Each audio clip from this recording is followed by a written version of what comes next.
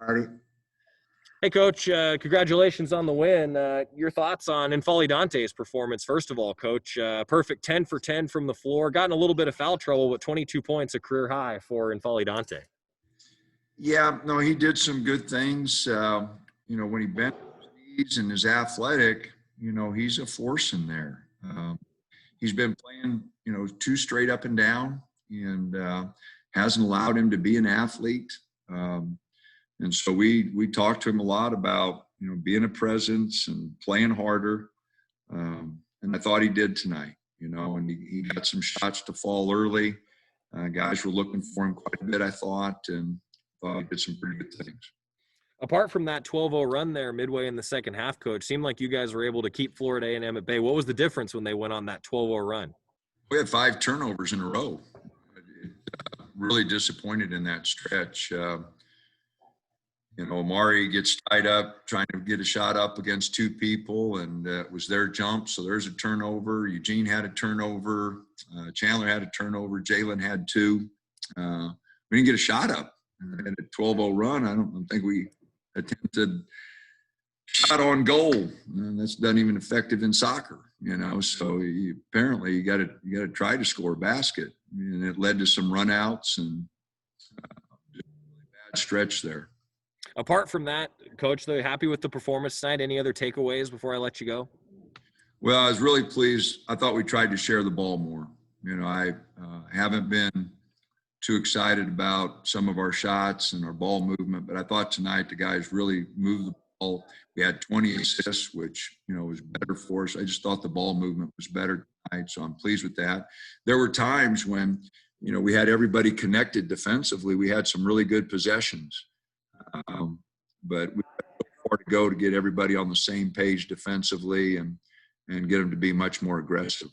All right, Coach, thanks for spending a few minutes with us, and we'll catch up with you heading into Pac-12 play against Washington. Thanks for the time, sir. Yeah.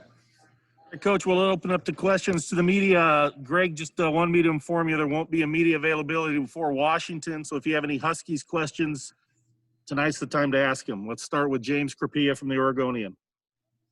Dana, 32 of 40 from 2-point range, even when N'Faly goes 10 for 10, those are hard numbers to achieve. Like you talked about with ball movement, it really was effective inside. Like I say, that's a hard percentage to ever reach on air, let alone against a defense. That's pretty remarkable. No, guys finished plays in there. They didn't have the rim protector, so we were able to get to the rim. We made up for our inability to hit any threes. We didn't shoot threes well tonight. And so, I thought that made up for it. Jerry Thompson, Ducks Illustrated. So, Coach, this is a game, I guess, you don't shoot the 3 well, and Eric doesn't hit, Eugene doesn't hit, Chris Forte has a game that so you got a lot of weapons, right? Is that kind of a nice thing to have? Well, I think we do. LJ hasn't been aggressive offensively. We need to get him more aggressive offensively. But, Chris, Eric, Eugene, Dante, we need Jalen and Amar to be really moving that ball and being point guards, and running the show and distributing the ball. And we can't have everybody scoring and everybody shooting. So we've got to get those 2 guys moving the ball a little bit. Chris Hansen, register guard. Yeah, Dana, do you want Chris Duarte to be more of an offensive threat? Do you want him being aggressive on the offensive end? I want him to take the shots when they're there. Again, we don't need anybody to feel like they've got to score. We want to move the ball. Again, Eric's a good scorer. Chris is a good scorer. Jay's a good scorer. Dante's a good scorer. Eugene's a good scorer. We don't have anybody that should feel the pressure that they got to score. The ball should be moving, and we've got plenty of options. And, guys to be aggressive, but they've got to be smart. If they're not taking good shots, that's good for a team that has a number of guys who can score on any given night. Matt Preem, 247 Sports. And it feels like Eric Williams is just really steady every night for you guys. What does he just mean to this team? And kind of, can you speak about his production his first 4 games? Well, I think Eric, on the boards really gives us an athlete. He's a very good shooter.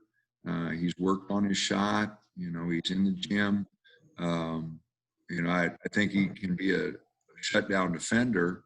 I'm a little disappointed that he hasn't taken on that challenge and been a better defender, because his athleticism should allow for him to be a lockdown defender. The only reason he wouldn't be is if he just doesn't take that challenge. So, I want him to be, take pride in being the tough guy, a guy that loves to defend, loves to rebound. Everybody loves to score. Again, we got 5, 6, maybe 7 guys who are capable of getting double figures. We need to volunteer to be a defensive stopper. There are a lot of different ways to win games. And teams that are successful are good offensively, but they're also good defensively. We've had good ball teams, and you look at any Final Four, any national championship team, they're in the top 20 in offense and they're in top 20 in defense. Very, very few exceptions. Very few exceptions. Top 20 offense, top 20 defense. And we can be a top 20 defensive team. We don't have the rim protection we did when we did have top 20 teams. But this team, because of their athleticism, because of their depth, can be a top 20 team, but they're going to have to play a lot harder than what they've been playing. Now, Chris Hansen, register guard.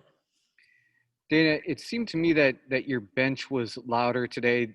That they were encouraging, just talking to the players that were on the court. Do you need your bench guys to be vocal like that to kind of create some energy on the floor, since there is no crowd in the stands?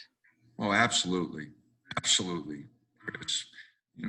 I put on the board BYOJ. You got to bring your own juice. I stole that from somebody. I don't know. I was watching a game and I thought, this year, if you don't have guys, and I mentioned it, I'd love to have Dylan Brooks back, because I didn't have to worry about Dylan game night. He was ready to go. He was here early, bothered me with the scouting report, talking, coach, what do I got to do tonight? And that's the type of team you've got to have to be successful this year, because you can't have those periods where the crowd picks you up. You got to pick each other up, and, the coaches can't do it, 30 times throughout the year. The players got to do it, and the subs, and everybody's got to have a role. Everybody's got to do their job. But the teams that bring their own energy are the teams that are going to be successful. And if you don't have those types of guys that love the game and want to play, again, that's why Dylan Brooks is in the NBA. He loves the game, and he's got tremendous energy, and he brought it every night. There was nobody that said when he came here he was going to the NBA. Nobody, except Dylan Brooks. And he backed it up by bringing that energy, that juice every night, every practice, every game. And again, I talk about him that way because that's why we had a little success when he was here. He kept guys going, and we're going to really need that this year. And we got guys that do love the game. They just can't be afraid to show it. They can't be too cool to care. Those guys bother me. That too cool to show that they're all in. They're afraid to fail. They're afraid to show that really matters to them, because if they show it really matters to them and we're not successful, but if they act cool breeze and we're not successful, then they're okay with it. But we got to have guys that really care and not afraid to show it. And again, I use Dylan Brooks as an example. Sometimes that energy was too much, but man, I never had to worry about him. James. Dana, looking ahead to Saturday, Washington's gotten off to a tough start. They beat up on Seattle tonight, and Green had to come off the bench. Apparently, Hopkins said he was a little sick the past couple of days, but he came off the bench and scored 18. You're going to face a 2-3 zone. Like I say, they've gotten off to a rough start other than tonight against Seattle. Your thoughts so far in this Washington team that you're about to face on Saturday? Well, we'll have to play. You know, I don't care what they've done before. You know, we won an overtime game there last year. We know we'll have our hands full. And I don't look at previous scores. I look at, you know, what they accomplished against us, what we have to do against them. And their athleticism is good, James. You know, I don't know what happened in their previous ball games. I haven't looked at any film yet. Coaches have been working on it, and I'll take a look starting tonight. But, you know, the thing that we've got to do is attack that zone, and then we've got to guard. And there's always a pain. So, you know, we've got to be ready to go. You know, it'd be great that they won't have their crowd. It's always, you know, a real tough place to play because they got a great crowd when we're there. So it'll be a little different going in that building, but I know we'll have our hands full.